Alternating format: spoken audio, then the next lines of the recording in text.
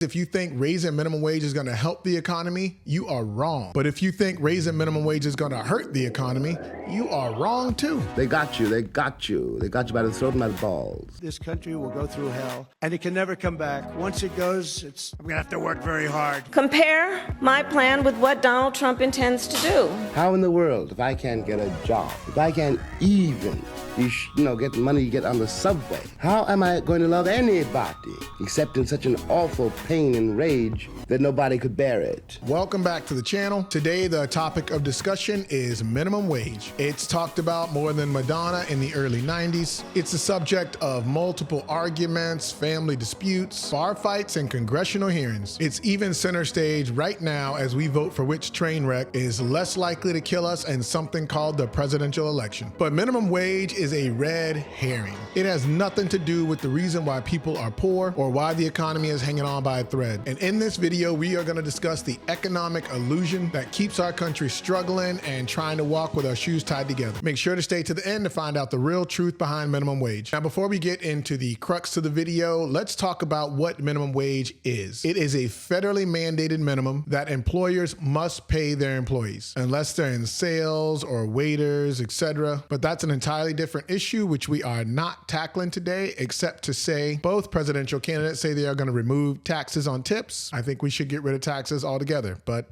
I digress. A 25 cents an hour federal minimum wage was introduced in 1938 by FDR to help low-income workers during the Great Depression. Early on, economists thought it was a terrible idea and that it was going to cost jobs because the whole supply-demand thing. You raise the price of something, the demand for that something goes down. That something being employment. The minimum wage was not tied to inflation, which is really problem number one. So it kind of went up and down and sideways with no real rhyme or reason, not keeping pace with rising prices. In addition to that, there were also local, state, and county minimum wages, which created a sort of patchwork of wages across the nation. Now, while this result seems like it would be a nightmare, it did provide an opportunity for economists to see the effect of wage increases in a real-world scenario. To put the hypothesis of employment, supply, and demand to the test. And to me, it seems anecdotal at best, but two economists from Princeton, David Card and Alan Kruger, did a study in 1992 to see how minimum wage affected employment. They looked at New Jersey, where wages had gone up, and Pennsylvania, where wages had stayed the same. And what they found was the exact opposite of what everybody thought. Employment in New Jersey actually increased. And being economists, they economied this all up and made this cute explanation, which they called monopsony of power, which is kind of the opposite of a monopoly. And instead of there being only one seller, they were the only buyer of employment. So they had the ability to keep wages artificially low because you need a job and they were the only ones hiring. Side note, this may be one of the biggest arguments for minimum wage, but as we will discuss later, it comes with its own set of problems. Now, David and Alan hypothesized that the increase in employment was because the higher wages attracted more workers to come to the area. And because the new minimum was mandated, they couldn't just lower wages once they had a surplus of workers. Many people will point to this study as a rebuttal whenever someone says raising minimum wage will destroy jobs. But what you'll see is that the whole issue is very complicated. Now, there have been all kinds of studies which support the argument for minimum wage and against minimum wage. And the reality is there are just way too many variables to paint a clear picture.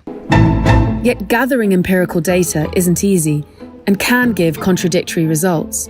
So far from providing clarity, the study only served to reignite the debate.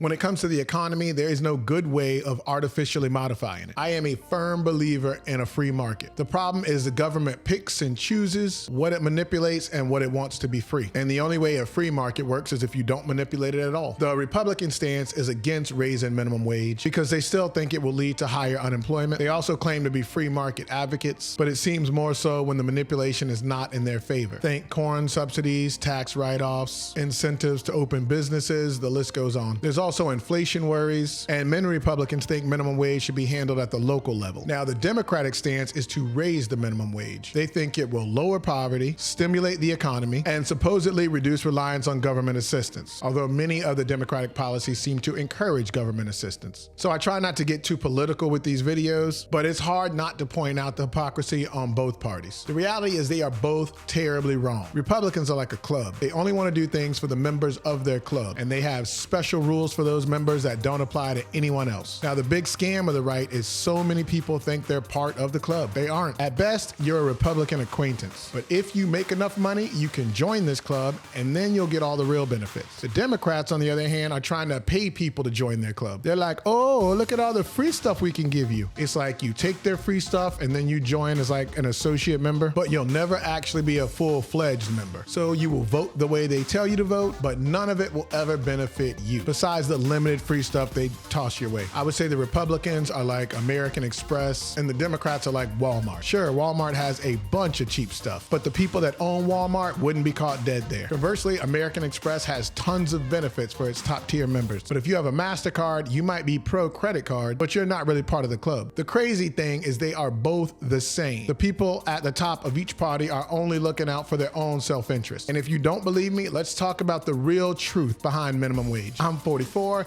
and I live in Florida, and I got my first job at a local grocery store back in 1994 bagging groceries. Minimum wage was $4.25 back then. Mind you, I was 14 years old, so the idea of money was pretty foreign to me, so they probably could have given me half of that and I would have thought I was rich. Anyway, at that time, for reference, the average gas price was $1.07 a gallon. Milk was $1.12 a gallon. Bread was 99 cents. Pork chops were 89 cents a pound. A new car would run you about $17,000, and the average house in Florida was about $80K. Today, the minimum wage in Florida at the time of this recording is $12 an hour. Average gas price is $3.70. Milk is $4 a gallon. Bread is $2.80 a loaf. Pork chops are around $4.50 a pound. A new car is about $49,000, and the average house is $400,000, which I actually think is on the low end. I think it's probably closer to $525. So while minimum wage has kept pace with the price of absolutely nothing at all, there are some things that are just so out of whack you can't help but feel poor. Bread, for instance, at 2.8 times its 1994 price,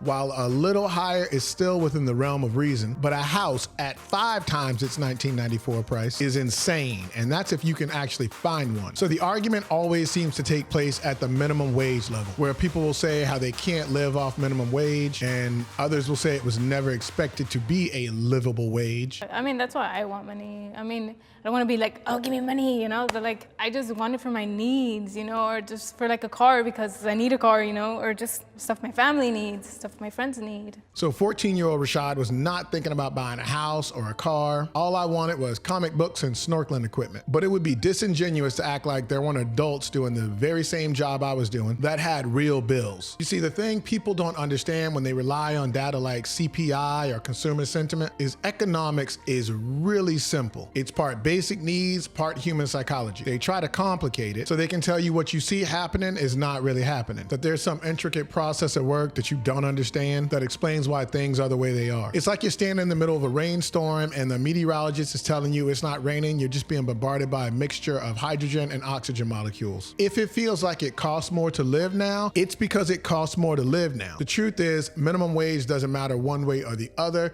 subsidies do. You see, when the government sends a bunch of money out to people at any income level, that artificially raises prices across the board. So stimulus checks, corn subsidies, auto subsidies, bank bailouts, income-specific tax breaks, the list goes on. Think of the economy as a big pot of stew. Now, if you put one thing in the stew and mess it up, then you say, I better not use that ingredient again. But if you take a bucket of 100 different ingredients and dump it all in the stew at the same time, how will you ever know which single ingredient messed up the stew? So instead of telling the government, stop dumping crap in our stew, we are busy guessing which one thing out of 100 is the problem. Look, I don't claim to have the answers, and in some ways, it's so screwed up that I don't know if there's a way out of this. But the basics of economics don't ever change. Since the beginning of time, if you have something I want, I can either take it by force or I can barter with you. And the more rare the thing is, the more bargaining power you have. We don't need the government for that. We just need to allow the market to follow the basic laws of humanity. But with all this manipulation, the burden of inflation and economic instability is bared on the shoulders of the working class. The top 10% is very price tolerant. Prices on everyday items go up, go down, it doesn't matter to them. They are making money on both sides. The other 90% is struggling to catch their breath. So yeah, if you want to sound like an ally to people making minimum wage, say we need a higher minimum wage. If you want to sound like an ally to the middle class, scream about inflation. If you're an ally to the wealthy, make a convoluted tax code that only the highest paid CPAs can interpret. And if you're an ally to business, scream about how how we need more subsidies and incentives to drive business investment. But if you want to fix it, stop touching shit.